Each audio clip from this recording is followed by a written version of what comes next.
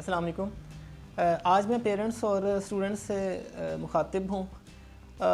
पाकिस्तान की एजुकेशन में बेशुमार मसाइल हैं, जिनमें से बहुत बड़ा जो इशू है वो नाइन्थ क्लास में सब्जेक्ट सिलेक्शन भी है। आज मैं इस पे बात करूँगा क्योंकि ये अभी बच्चे जो ग्रेड 8 से फ़ारिग हुए हैं वो अभी अगस्त में फिर चले जाएंगे नाइन्थ क्लास के अंदर। तो ये बड़ा एक मसला होता है, ख़ास तौर पे गांव के बच्चे जिनको बिल्कुल अवेयरनेस नहीं है और मोस्टली जो पेरेंट्स हैं गांव के वो पढ़े लिखे नहीं होते, ठीक है। और वहाँ पे टीचर्स का फुकदान है, एकेडमीज़ नहीं है, ठीक है। तो ऐसे बच्चों के लिए जो है बहुत ज़रूरी है कि उनको गाइड किया जाए। देखें, सबसे पहले तो आप जब सिलेक्ट करते हैं ना, अपने सिलेक्ट करने लगे हैं अपने सब्जेक्ट्स, तो सबसे पहले आप अपना इंटरेस्ट देखें कि मेरी दिलचस्पी किस में है। आपने क्लास 1 से क्लास 8 तक मैथमेटिक्स पढ़ा है, आपने जनरल साइंस पढ़ी है, आपने कंप्यूटर भी पढ़ा है, तो आप उसको ना इजी सबसे पहले आप इंटरेस्ट देखें और एप्टीट्यूड देखें।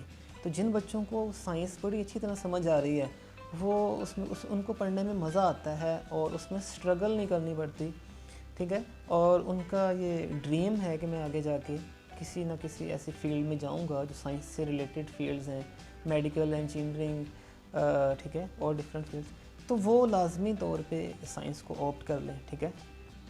और जो बच्चे जिनको लगता है कि बल्कि लगता क्या है वो 8 साल बिल्कुल वो निकम्मे रहे, उनको साइंस में उनके मार्क्स कम आते रहे, मैथमेटिक्स में कम आते रहे और उनको समझ नहीं आती, बल्कि उनको एक मुसीबत लगता है कि मैं साइंस पढ़ूँ, पढ़ना पड़ेगा मुझे या मैथमेटिक्स पढ़नी पड़ेगी, ठीक है।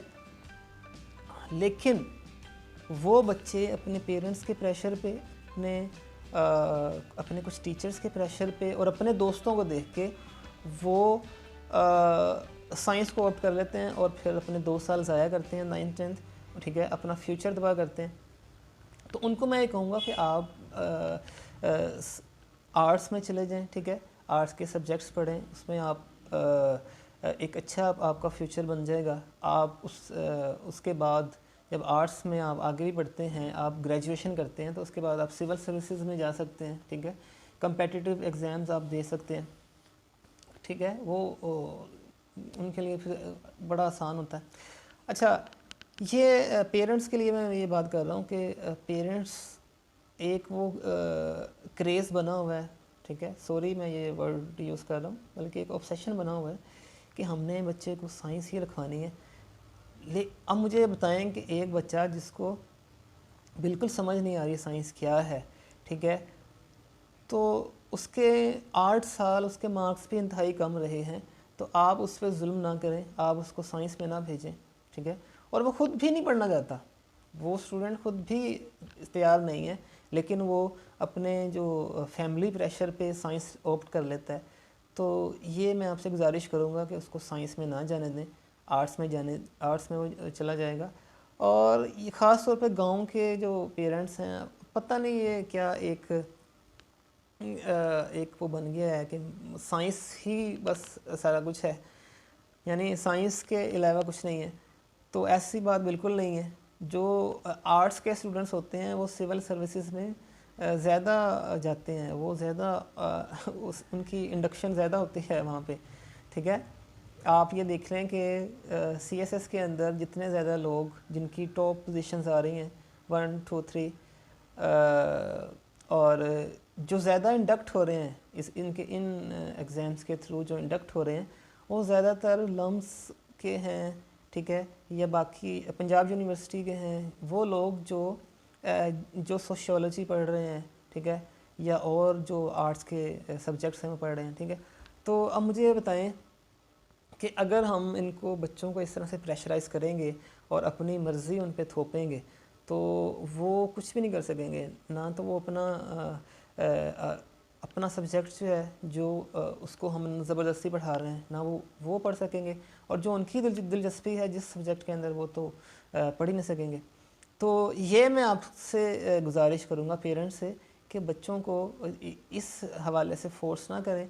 अगर एक बच्चा साइंस नहीं पढ़ सकता उसको बिल्कुल आप प्रेशराइज़ ना करें उस बच्चे को या टीचर्स को या आगे अथॉरिटीज़ को। फिर वो सिफारिशें भी ले आते हैं कि नहीं जी हमारा बच्चे का एडमिशन जो है वो इसमें ही करें, साइंस में, ठीक है। तो इस तरह के काम ना करें। स्टूडेंट्स को जो है वो आप फ्री हैंड दें, ठीक है। जहाँ पे आपको लगता है कि स्टूडेंट आपका बच्चा या बच्ची जो है वो सही डायरेक्शन में नहीं जा रहे, वहाँ पर आप उसको ज़रूर गाइड करें, ठीक है। और फैसला आप अपने बच्चे पे छोड़ें कि उसने क्या चीज़ ऑप्ट करनी है। और ये भी एक रियलिटी है कि 8 या 9th के लेवल पे अभी बच्चों को ख़ास तौर पर पब्लिक स्कूल्स हैं, गांव के बच्चे हैं, उनको इतना आइडिया नहीं होता, तो उनकी रहनुमाई बहुत ज़रूरी है, ठीक है।